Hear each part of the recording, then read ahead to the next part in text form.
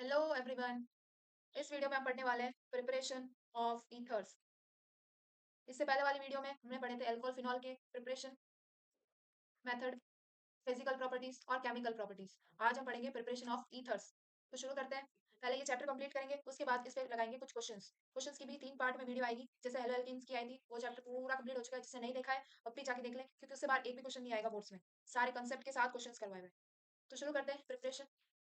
Ethers की preparation दो type से होती है, एक तो अल्कोहल से हो सकती है, सेकंड विलियमसन ईथर से। ईथर क्या होता है? R O R group. ये कार्बन चेन है, ये अलग कार्बन चेन है, ये इनके बीच में जब ऑक्सीजन आए तो इस स्ट्रक्चर को बोलते हैं ईथर। और इसमें नेमिंग का भी कंसेप्ट हम देखेंगे, नेमिंग कैसे होती है।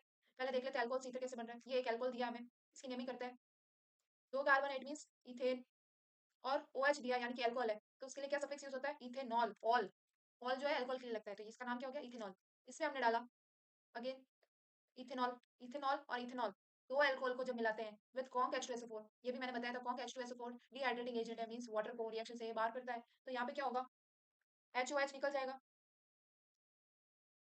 यहाँ से बॉन्ड टूटा है और यहाँ से बॉन्ड टूटा है, तो यहीं से जुड़ेगा। ये एक ऑक्सीजन है, तो CH3CH2O और यहाँ पे CH2CH3, तो ये बन गया हमारा ईथर।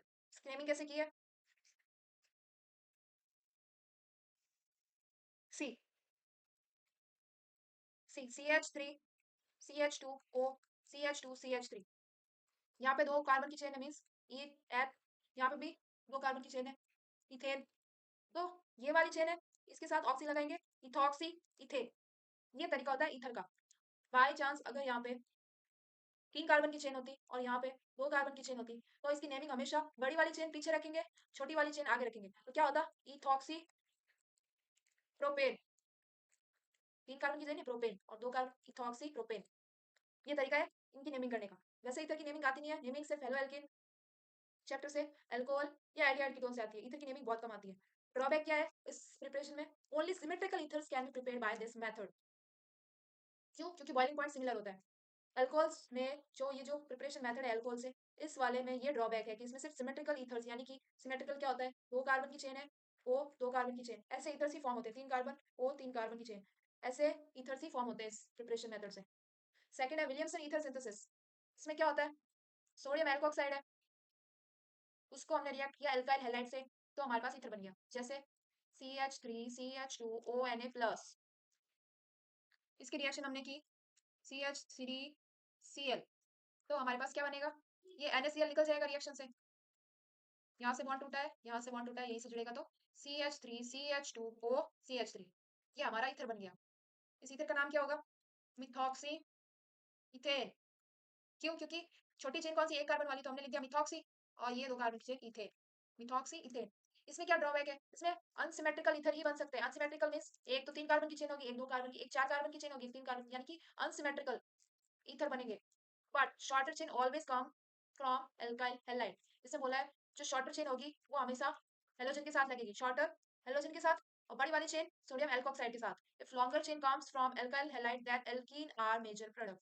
इसमें कहा है अगर CH3CH2ONA की जगह बड़ी वाली चेन में CH3CH2Cl, तो छोटी वाली चेन में CH3ONA ले लें, तो एल्कीन बनेगा। एल्कीन जो है वो मेजर प्रोडक्ट बनेगा। तो हमेशा छोटी वाली चेन एल्काइल हैलाइड में लेनी है और बड़ी वाली चेन सोडियम एल्कोक्साइड में, तभी ईथर बनेगा। और अगर एल्कीन बनाना है तो बड़ी वाली चेन एल्काइल हैलाइड में, छोटी वाली चेन सोडियम एल्कोक्साइड में। ये जो आर दिया हुआ है उनकी जगह कार्बन चेन की बात हो रही है। जैसे यहाँ पे दिया हुआ है CH3CH2ONA, इसमें CH3X लगाया तो ये बन गया हमारा ईथर। बट इन केस ये बड़ी चेन है हेलोजन के साथ, ये छोटी चेन है सोडियम एल्कोक्साइड के साथ, तो यहाँ क्या बन रहा है? मेजर प्रोडक्ट एल्कीन बन रहा है। क्यों?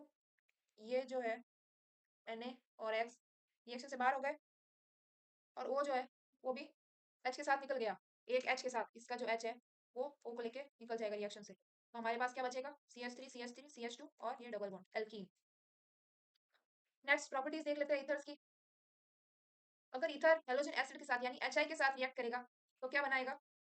ये ईथर, इसकी रिएक्शन HI के साथ करेंगे तो I तो एड ऑन हो जाएगा और OCH2 CH3 अलग हो जाएगा, ये वाला अलग हो जाएगा और ये वाला एड ऑन हो जाएगा, यानी कि I एड ऑन हो जाएगा और H अलग हो जाएगा। तो लास्ट में क्या फॉर्म होगा? CH3I और CH3CH2OH। एक तो अल्कोहल और सेकंड मिथाइल आयोडाइड। इसमें अगर हम फिर से HI की रिएक्शन करें, हेलोजन एसिड की रिएक्शन करेंगे, तो क्या बनेगा? इस बार वापस इस पे रिएक्ट करेगा ये, क्योंकि इसमें तो आयोडाइड है ऑलरेडी। तो CH3CH2 आई बन जाएगा और HOH यानी वाटर निकल जाएगा रिएक्शन से और यहाँ पे लग जाएगा आई, जैसे ये है CH3CH2 आई। वैसे अगर इसमें रिएक्शन में हैलोजन एसिड करते हैं, ये दो बेंजीन रिंग है, उसके बीच में O दिया हुआ है, तो इसमें क्या होगा, रिएक्शन होगी ही नहीं, नो रिएक्शन। क्यों? क्योंकि पार्शियल डबल बॉन्ड फॉर्म हो रहा है, दो रिंग के बीच में एक ऑक्सीजन एटम है, ये यहाँ पे पार्शियल डबल बॉन्ड बनाएगा, यहाँ पे पार्शियल डबल बॉन्ड बनाएगा, इसलिए इसमें रिएक्शन होगी ही नहीं। अगर O के साथ कोई ऐसा ग्रुप लग जाए, इलेक्ट्रॉन विड्रॉइंग ग्रुप लग जाए, तो रिएक्शन इजीली हो सकती है। जैसे इसमें क्या हो रहा है, चार्ज आगे डिस्ट्रीब्यूट हो रहा है CH3 की वजह से, O के साथ CH3 है, तो इस टाइम रिएक्शन पॉसिबल हो जाएगी। HI के साथ रिएक्शन करेंगे तो बनेगा CH3I, और यहाँ पे जहाँ I जा रहा है वो है शॉर्टर चेन, और जहाँ H जा रहा है वो बड़ी वाली चेन है, तो ये हो गया फिनॉल और मिथाइल आयोडाइड। इसमें क्या हो रहा है, CH3O CH2 CH3 में HI डालेंगे, तो बड़ी वाली चेन के साथ H, छोटी वाली चेन के साथ I, तो ये बन रहा है CH3I CH3 CH2 OH। लेकिन इस केस में क्या हो रहा है, क्योंकि ये 3 डिग्री कार्बन है, तो इसमें क्या हो रहा है, ये बड़ी चेन है तो भी इसके साथ क्या जाएगा, I, और इसके साथ जाएगा H, तो यहाँ पे बन रहा है CH3OH और इसके साथ जा रहा है I। क्यों? क्योंकि ये SN1 रिएक्शन शो कर रहा है, SN1 में 3 डिग्री ज्यादा स्टेबल होते हैं एज कम्पेयर टू 1 डिग्री। तो क्या हो रहा है, 3 डिग्री में I एड ऑन हो रहा है और 1 डिग्री में H।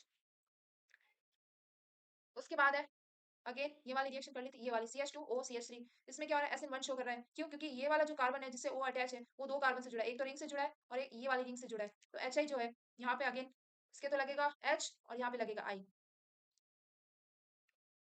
Next electrophilic substitution reaction, इसमें अगेन 5 वही reaction, halogen, nitration, sulphonation, Friedel Crafts alkylation, Friedel Crafts acylation. ये हमें क्या दिया है,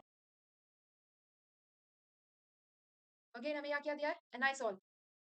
स्ट्रक्चर को क्या बोलते हैं, एनाइसॉल। OCH3 हो तो एनाइसॉल, अगर सिर्फ CH3 होता तो टोलुइन।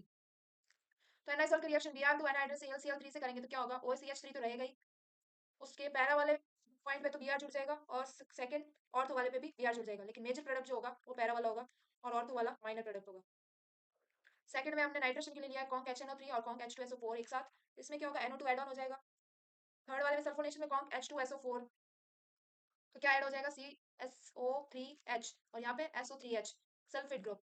उसके बाद CH3Cl और एनहाइड्रस AlCl3, यहाँ पे CH3 लग जाएगा और Cl जो है वो H के साथ निकल जाएगा। ये एसाइलेशन के लिए CH3COCl, इसमें COCH3 ऐड होगा ऑर्थो और पैरा पे। तो ये 5 रिएक्शंस है, ये सार की बहुत इंपॉर्टेंट है। तो ये थी आज की video, thank you for watching, do like and subscribe. इसके बाद हम करेंगे कुछ क्वेश्चंस अल्कोहल फिनॉल पे, फिर ये चैप्टर हमारा हो जाएगा कंप्लीट। फिर लास्ट 2 चैप्टर्स बचेंगे ऑर्गेनिक से, वो खत्म करने के बाद हम स्टार्ट करेंगे फिजिकल केमिस्ट्री।